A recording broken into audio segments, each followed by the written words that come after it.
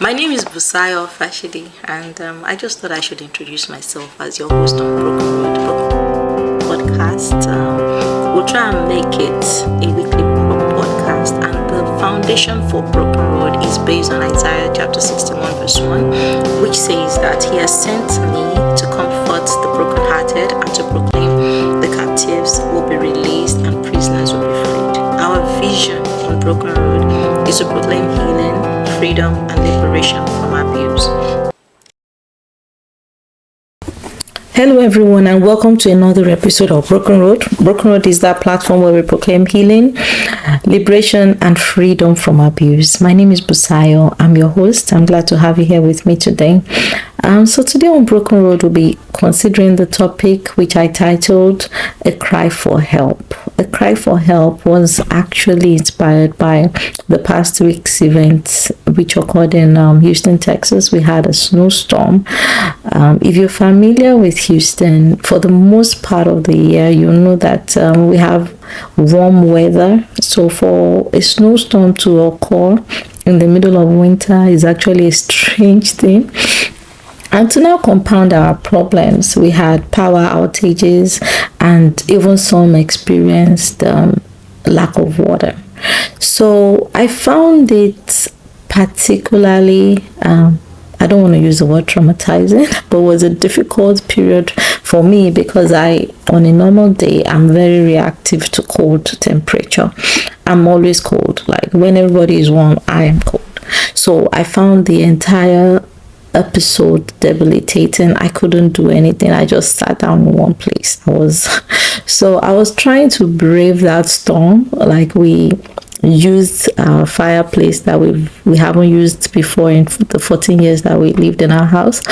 And, I was still trying to brave the storm, put up a bold face, being positive, positive mindset, positive thinking. But I reached a breaking point. I think on the third day, I couldn't take it any longer.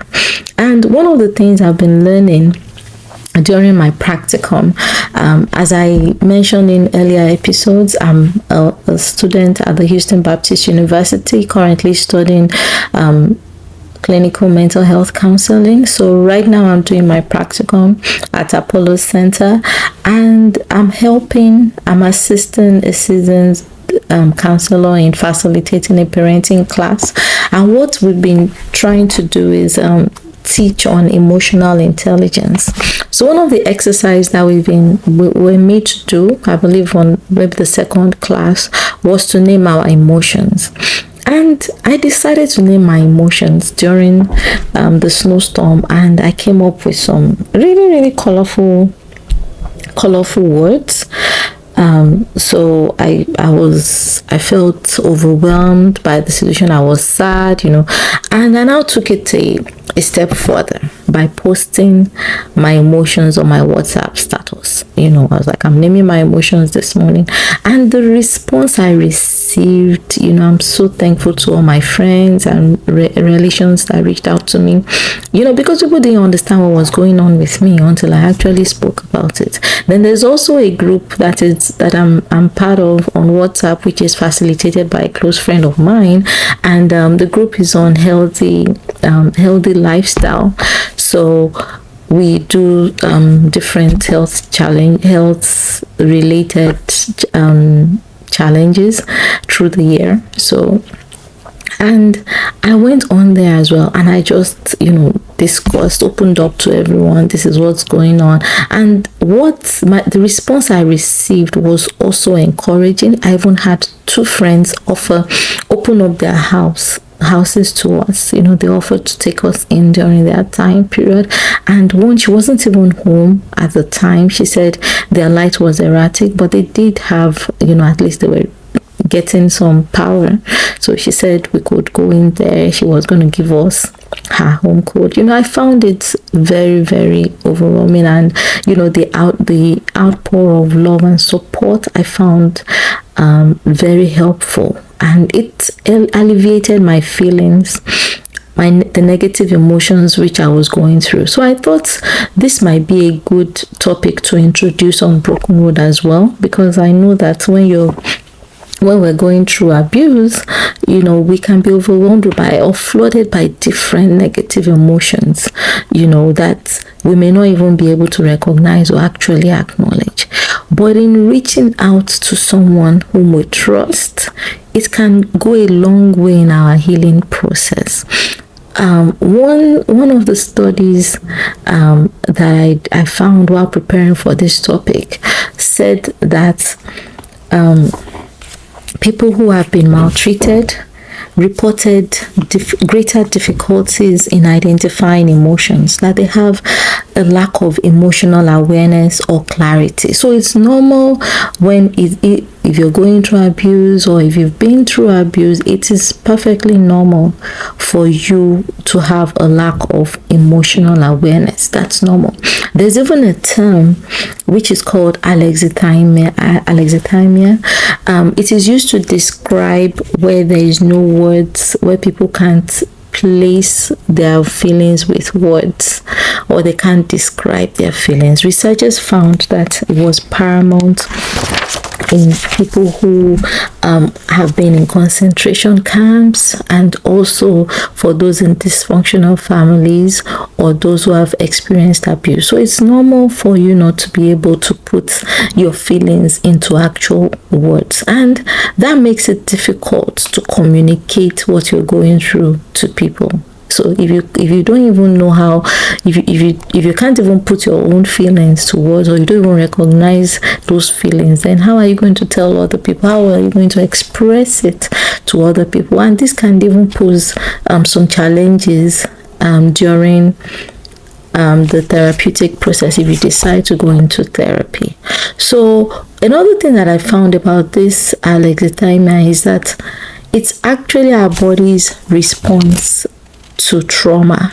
So especially if you're exposed, if the trauma is prolonged, so it is a way our body shuts itself down emotionally to protect us from feeling or fully experiencing those negative emotions which we're being subjected to, so as to avoid further physical or emotional harm.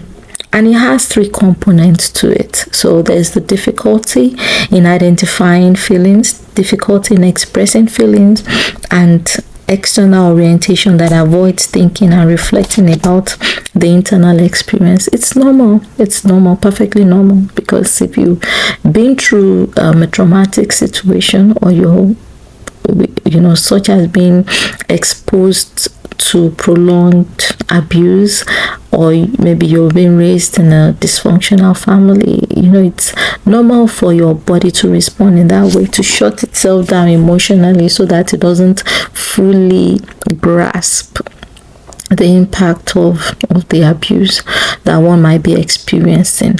So, and also, like, if let's assume you have a family member who is being through abuse, I think this would also help us to be empathetic towards them, because we'll be able to understand that they themselves don't even understand the kind of emotions that are going through them. So it's not their fault that they are unable to express those emotions into words. But our healing process, as far as I'm concerned, or from what I believe, starts with being able to identify those emotions that we're going through.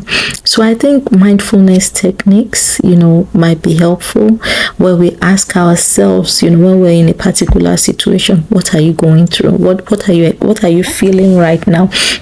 That was something I also did during the trying period when we had the outage. I asked my children, what are you feeling? Let's put words to those emotions. So as much as we can, even as we're trying to heal from abuse, let us try and recognize those feelings and try and put them to words. So let's assume our partner just I'm trying to find a good example to use.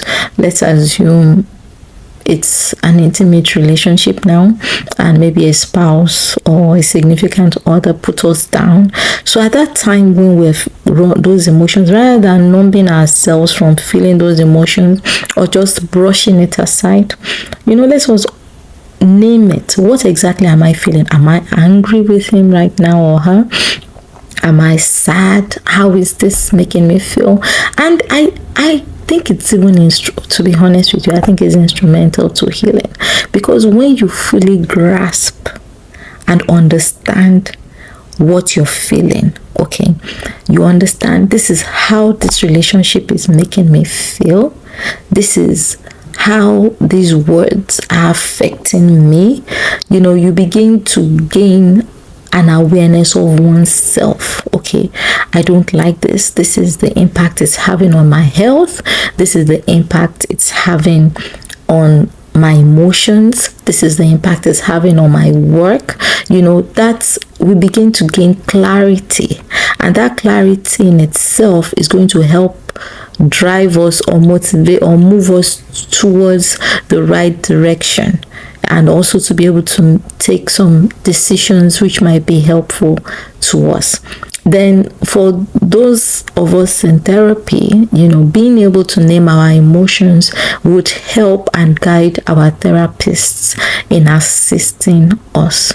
So some things that we can do, even physically, is try and become more attuned to our body and our the processes of our body. We can start by meditating. We can start by maybe doing some mindfulness exercises, such as trying to your breathing, trying to experience your breathing, or acknowledge your breathing, acknowledge your body. Okay, like right now I'm sitting on a chair, just feel the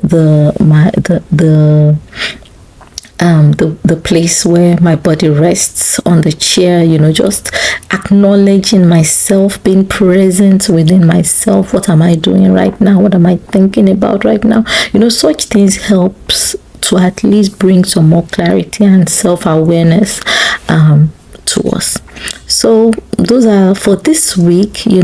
For those people who have been following me consistently, one thing I would appreciate you to do is just take more, that we should become more aware of ourselves.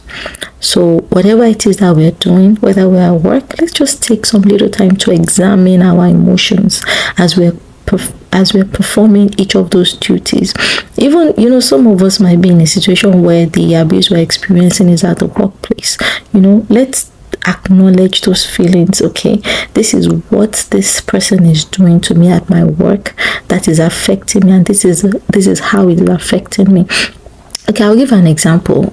On my job, I have a colleague who, anytime she does a review, like maybe an opinion or something for me, she would then start criticizing my work. And I've had a couple of occasions where I spoke to her. I tried to avoid her as much as possible. And on those occasions, what I found was that she has a condescending way of talking to me, which I didn't appreciate. And I just in my mind concluded that this must be a toxic person. So I tried to avoid communication with her. So I believe over the last week, there was a day when, no, not last week, because we're out of work for the most part, I believe the upper week. There was a day when I sent, I made a request for an opinion. She sent it, she responded back, and she did the same thing. So I had to reach out to my team lead. I was like, you know what? I would appreciate it if you can please tell this person, not to just focus on the task at hand. You are the team leader. It is your responsibility to tell me what I need to do at work, not hers. So I haven't seen a response yet, but just putting my feelings to words was very helpful for me. At least I've thrown it out there. Whatever it is they want to do with it, that's their business. But then, that said, I think it's helpful for us if you're at a place where you're feeling uncomfortable, rather than numb those feelings and just avoid, because I know some of us might be using avoidance to cope with the abuse. So rather than just brush it aside or avoid going through those emotions, let's try as much as possible to let at least some of those emotions in and acknowledge it.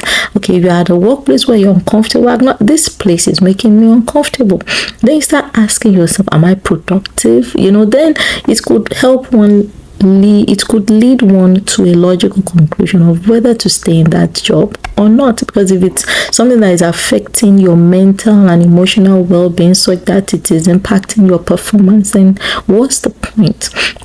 So for this week, let's try as much as possible to acknowledge our feelings and our emotions, and let's try and that would help us to begin to gain our self back, because abuse takes away oneself. You just look in the mirror one day and you don't recognize who it is that is staring back at you. So for this week on Broken Road, we're going to be examining and acknowledging our emotions as a pathway to healing. Thank you for joining me again. I wish you an awesome week. See you again next week. Bye bye. I'll talk to you again next week. Bye. Thank you.